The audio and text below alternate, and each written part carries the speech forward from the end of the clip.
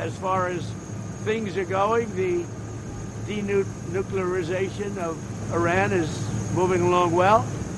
They've had very good meetings, and we'll see. We hit them very hard for 3 nights, as you know, but we're getting along very well. So I call it the denuclearization, and it's all taking place. It's all going well.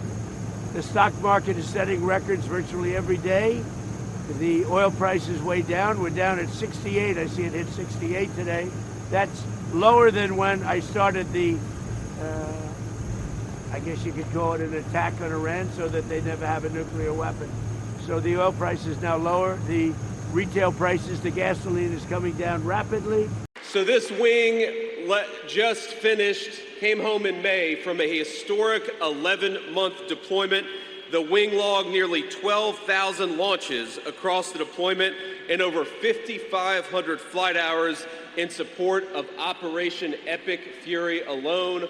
All of the great things that we've accomplished, you guys are the reason that we've been able to accomplish it. So thank you and welcome home. A little bit late, but welcome home. To the members of the Air Wing that just came home in May, what did the President of the United States ask you to do? Something very discreet and very specific. Number one, he asked you to ensure that we destroyed Iran's conventional military. And as we sit here today, their Navy is at the bottom of the ocean and they have no ability to project power like they did even 12 months ago. What else did he ask you to do? He asked you to destroy their nuclear program. And now, and trust me, I know because I look at the intelligence estimates, if you look at what our own intelligence says about their nuclear program, they are further away from developing a nuclear bomb than they have ever been since basically the last 20 or 30 years. And that is because of you and because of your hard work. And finally, what the President asks you to accomplish is to destroy the defense industrial base of that country, so that if they ever decided to rebuild their military, or if they ever decided to rebuild that nuclear program, they would be hard-pressed to do it. And you did that exactly as well. But today, as I sit here, there are people in this country who want you to just keep going and attack the President of the United States for using the leverage that you gave him to engage in negotiation. And why do we engage in negotiation? Because of you, it's not out of weakness, but it's out of strength. We dropped some bombs a couple of days ago. You know why? Because the Iranians were shooting at commercial ships. So we dropped some bombs, we applied some leverage, and we've had free commercial transit for the last 3 days. If the Iranians try to rebuild the nuclear program, the President's got options, again, because of you. If the Iranians try to threaten their neighbors or fund terrorism, we've got options, again, because of you. But what we must never do is drop bombs just for the sake of dropping bombs. And that is what the President will never ask you to do. He'll ask you to go to war, yes, but when he asks you to go to war, he'll tell you exactly what you're going for, and I think that is what you should expect out of your political leadership. Mengadili, 1. Menyatakan terdakwa Nadiem Anwar Makarim tidak terbukti secara sah dan meyakinkan bersalah melakukan tindak pidana sebagaimana dalam dakwaan primer. 2. Membebaskan terdakwa oleh karena itu dari dakwaan primer tersebut. 3. Menyatakan terdakwa Nadiem Anwar Makarim telah terbukti secara sah dan meyakinkan bersalah melakukan tindak pidana korupsi yang dilakukan secara bersama-sama sebagaimana dalam dakwaan subsidiar. 4. Menjatuhkan pidana kepada terdakwa oleh karena itu dengan pidana penjara selama 10 tahun dan pidana denda sejumlah 1 miliar yang harus dibayar dalam jangka waktu 1 bulan dan dapat diperpanjang untuk paling lama 1 bulan sejak putusan berkekuatan hukum tetap. 5. Menetapkan jika pidana denda tidak dibayar dalam jangka waktu yang telah ditentukan, kekayaan atau pendapatan terpidana dapat disita dan dilelang untuk melunasi pidana denda yang tidak dibayar, dan dalam hal hasil penyitaan dan pelelangan kekayaan atau pendapatan tidak cukup atau tidak memungkinkan untuk dilaksanakan, pidana denda yang tidak dibayar tersebut diganti dengan pidana penjara selama 190 hari. 6. Menjatuhkan pidana tambahan kepada terdakwa berupa pembayaran uang pengganti sebesar 809.597.125.000 rupiah dengan ketentuan apabila terdakwa tidak membayar uang pengganti paling lama dalam waktu 1 bulan sesudah putusan memperoleh kekuatan hukum tetap, maka harta benda terdakwa dapat disita oleh jaksa dan dilelang untuk menutupi uang pengganti tersebut, dan dalam hal terdakwa tidak mempunyai harta benda yang mencukupi untuk membayar uang pengganti, maka diganti dengan pidana penjara selama 5 tahun. 7. Menetapkan masa penangkapan dan penahanan yang telah dijalani terdakwa dikurangkan seluruhnya dari pidana yang dijatuhkan dengan ketentuan masa selama terdakwa berada dalam rumah tahanan negara diperhitungkan secara penuh, sedangkan masa selama terdakwa menjalani penahanan rumah sejak tanggal 12 Mei 2026 diperhitungkan sepertiga sesuai dengan ketentuan undang-undang. 8. Menetapkan terdakwa tetap ditahan. 9. Menetapkan barang bukti berupa barang bukti dokumen sebanyak 66 item sebagaimana tertuang dalam berkas perkara dipergunakan dalam perkara lain atas nama terdakwa Juristan daftar pencarian orang. Barang bukti elektronik sebanyak 96 item sebagaimana terurai dalam berkas perkara dipergunakan dalam perkara lain atas nama tersangka Juristan daftar pencarian orang. Barang bukti berupa uang dan seterusnya dirampas untuk negara. 10. Membebankan kepada terdakwa untuk membayar biaya perkara sebesar 7.500. Demikianlah diputuskan dalam sidang permusawaratan Majelis Hakim Pengadilan Tindak Pidana Korupsi Pengadilan Jakarta Pusat pada hari Selasa tanggal 23 Juni 2006 oleh Purwanto S. Abdullah SHMH selaku Ketua Majelis, Sunoto SHMH, Erusman SHMH, dan Hakim ad hoc Tindak Pidana Korupsi Mardiatos SHMKN, Andi Saputra SHMH masing-masing sebagai anggota, yang diucapkan dalam sidang terbuka untuk umum pada hari ini Selasa tanggal 30 Juni 2006 oleh Hakim Ketua dengan dampingi hakim anggota tersebut dibantu oleh Bobi Iskandar Dinata SHMH sebagai panitera pengganti, dihadiri oleh penuntut umum dari Kejaksaan Negeri Jakarta Pusat, terdakwa dengan didampingi para advokat atau penasihat hukumnya. Silakan duduk kembali.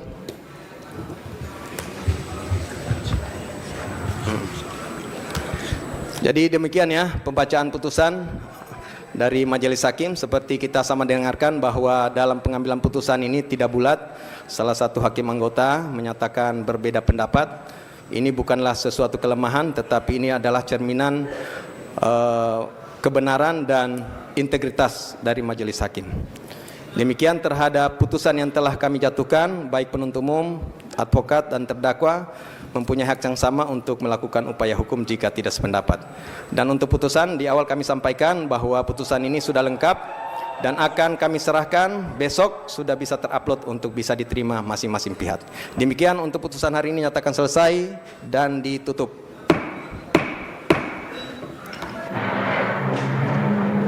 Yang mulia, Ini ada kasih kesempatan. yang mulia, ada acara yang belum terlewatkan adalah memberikan kesempatan kepada terdakwa untuk menyampaikan sikapnya. Loh, kenapa mesti buru-buru yang mulia? Takut ya? Wah gawat ini. Itu kan hak kita untuk menyatakan. Harus dicatat itu.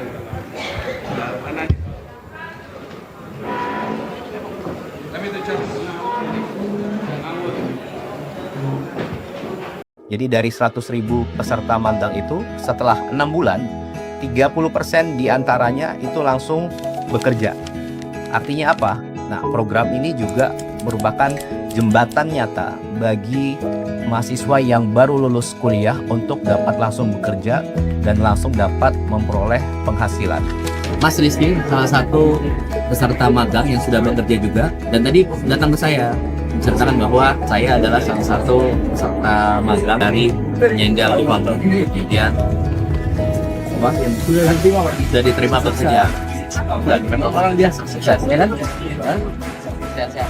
PR utama pemerintah yang dari tahun ke tahun terus-menerus ada itu salah satunya adalah bagaimana caranya adik-adik mahasiswa yang telah lulus khususnya S1 itu bisa langsung bekerja, kemudian mendapatkan penghasilan. Nah, untuk itu Bapak Presiden Prabowo melalui Pak Menaker beserta tim membentuk namanya Program Magang Nasional. Dan ini adalah sudah angkatan kedua. Tahun lalu sudah dilaksanakan tahun 2025. Nah, apa itu Program Magang Nasional? Sekaligus saya terangkan kembali lagi. Jadi intinya adalah satu, yang lulus kuliah, mahasiswa-mahasiswa yang sudah lulus kuliah, khususnya S1, itu bisa langsung magang bekerja selama 6 bulan. Kemudian mendapatkan penghasilan yang cukup signifikan. Itu di antara 3,5 sampai bahkan ada yang 6 juta rupiah per bulan. Tergantung dari lokasi mereka bekerja. Karena sesuai upah minimum kabupaten kota tempat mereka bekerja. Kemudian yang ketiga, dilatih oleh mentor-mentor di perusahaannya. Tahun lalu 100.000 lebih 2.000 peserta magang. Dan tahun ini insya Allah akan dibuka 150.000 peserta magang. Nah, menariknya apa? Menariknya dari data Pak Menaker, di tahun yang lalu itu 100.000 peserta magang, dari tentunya pelamarnya mencapai hampir 400.000 Pak ya. Nah, jadi dari 100.000 peserta magang itu setelah 6 bulan, 30% diantaranya itu langsung bekerja. Artinya apa? Nah, program ini juga merupakan jembatan nyata bagi mahasiswa yang baru lulus kuliah untuk dapat langsung bekerja dan langsung dapat memperoleh penghasilan. Ada tambahan juga, jadi selain dari mahasiswa yang baru lulus S1, tapi juga nanti ada beberapa yang dapat ikut program ini, yaitu dari profesi, kemudian dari saudara-saudara kita penyandang disabilitas. Jadi kalau yang sesuai data itu 30% dari 100.000 kemarin yang angkatan pertama itu langsung bekerja di perusahaan itu. Jadi sesuai data Kemenaker 30% sudah pasti langsung bekerja. Kemudian lebihnya, sisanya itu dalam waktu 2-3 bulan ini akan direkrut oleh perusahaan-perusahaan lainnya. Begitu kira-kira ya.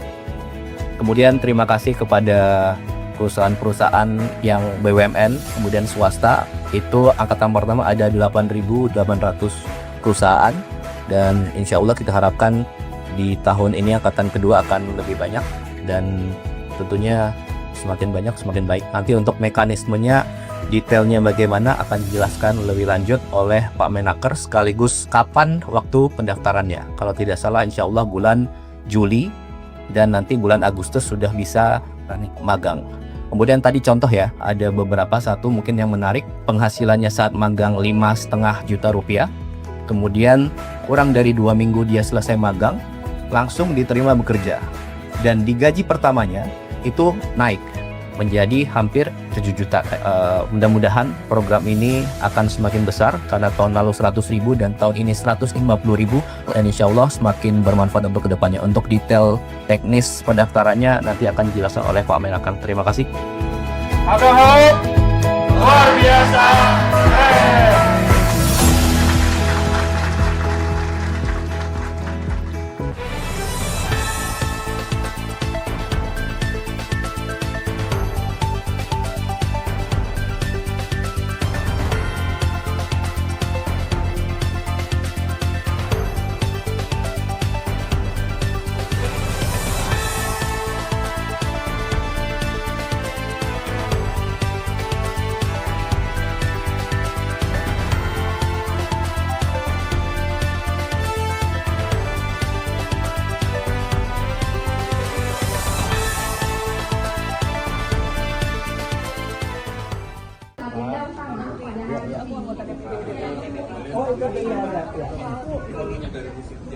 Oh tapi dong. Kemarin soalnya dubes-dubesnya bilang belum dispesifikasikan, belum di Indonesia Pak, soal volume segala macam. Oh itu B2B nanti ya?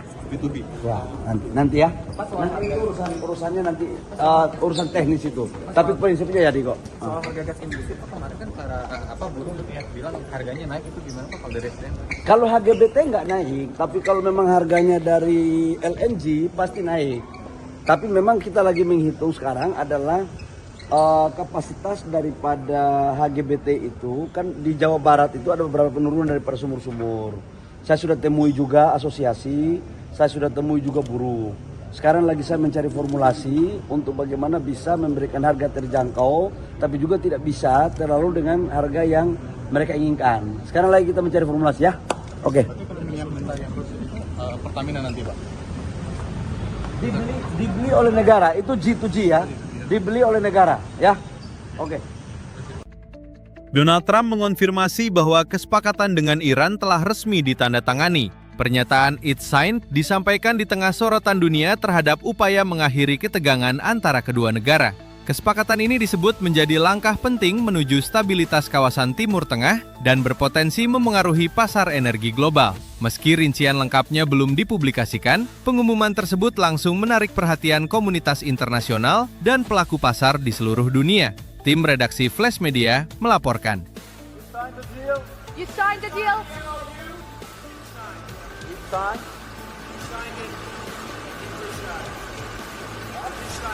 The stories made in Versailles?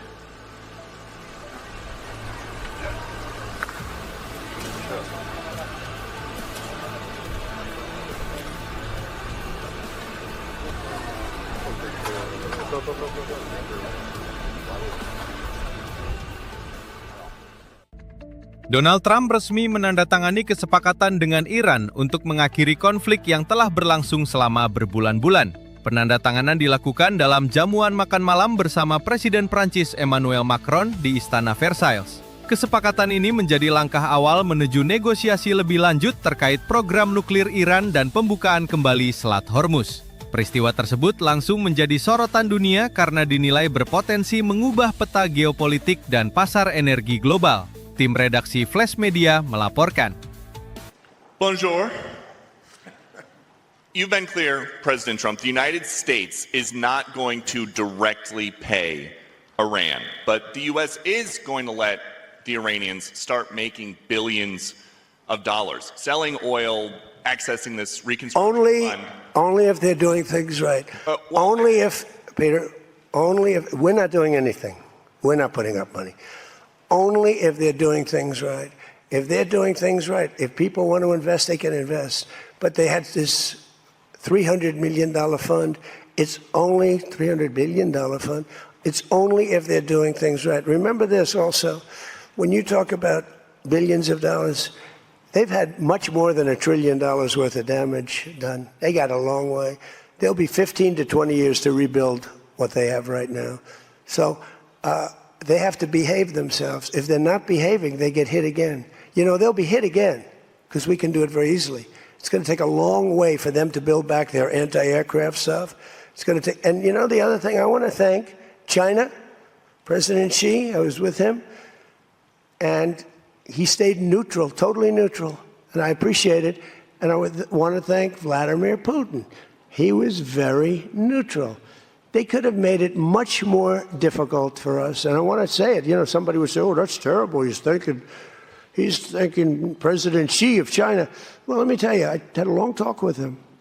You know, they have shoulder weapons to knock down airplanes. That it's not like the real deal, but they're accurate. They're fairly accurate. I said, I would really appreciate you're not giving or selling any of that stuff to Iran. And you know what? For the most part, he didn't. So I just want to thank them because they made it a lot better. What the difference is between giving Iran U.S. dollars and unfreezing U.S. dollars? Well, the unfreezing is an easy one to answer. We have taken a lot of their money, and we have their money. We have taken their money. It's not our money. It's their money. and we froze it. At a certain point in time, I guess we're going to have to give it back. You know, if we didn't give it back, nobody would ever invest in the dollar again. If you took their money, because I thought about it, you know, I'm not the most perfect person. I said to Scott, why do we keep their money? What the hell are we giving it back to them? But, you know, people from lots of nations, some nations we don't agree with, they have their money. The dollar's become very strong under me. And they don't want to have a little conflict with somebody and end up having the United States just take their money. So if you do that, you really don't have a system. What should we expect from the second stage of the negotiation from this memorandum? I don't know. It's a 60-day period or so. I think it's going to happen fairly on time. We've been both involved. I think they're going to want to get it done. Iran wants to get it done. They have to get back to business. And the relationship is now normalized. So I think it's going to go pretty quickly, Steve. Could go faster. Could take longer, too, but it could go faster. There's so much interest in the text of the document. Why not release the document? Oh, I will. Why not release it? Well, because I'd like to get a formal setting first before we do that. But I have no problem with that. It's a good document. Here's what it says. Iran will never have a nuclear weapon. That's what it says. It won't have one. To buy, to develop, they will not have a nuclear weapon. And I would say that's about 99.9% of what I wanted, because we couldn't let that happen. You couldn't let that happen. And they won't have a nuclear weapon. Now, in addition to that, the Strait is going to be open toll-free. And it's toll-free beyond the 60 days. It's not, somebody said, oh, it's toll-free for... No. It's toll-free, period. When it opens permanently, it'll be toll-free. I want to congratulate our Navy because the naval blockade was unbelievable. But I'll not only release it, I'll probably have a press conference and read it to you word by word so that the press covers it accurately. Because it's a very important document, and unlike Obama, who could have destroyed the Middle East with a horrible JCPOA, it is the worst agreement. That was a road to a nuclear weapon. Mine is a wall against a nuclear weapon. I mean, I see these people say, but we already had one. That was the worst. He paid a fortune for it. We paid nothing. We don't pay. There was some statement, we're going to spend $300 million. No, we're not. We're allowed to go and invest if we wanted to someday in the future. We have no obligation whatsoever. It could be that Iran will turn out to be successful when they have oil. But if we left a week ago, just left, before the last two attacks, it would have taken them 20 years to rebuild Iran.